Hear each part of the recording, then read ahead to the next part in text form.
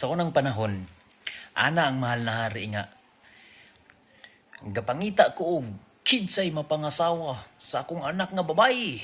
Ipaano sila tanan? Ipadalag prutas.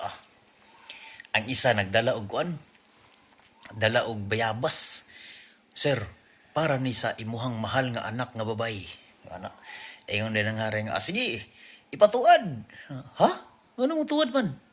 Isulod na sa imong sampot. Ipansa ka sampot.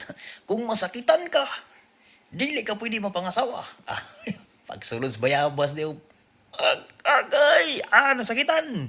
Wala, di ka mapangasawa, putlig ulo. Ang sunod na yan, dala siya og apple. O sige, tuwad. Apple din di, nasakitan mo niya po. Agay, gisulod sampot good. Ang ikatulo, pansak na ang yang gidala kay mangga.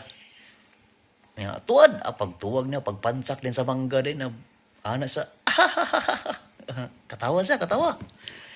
Ingon ang hari nga, ang katawa man ka. Alang mahal na hari nga, ang nagsunod sa ako, durian ng gidala.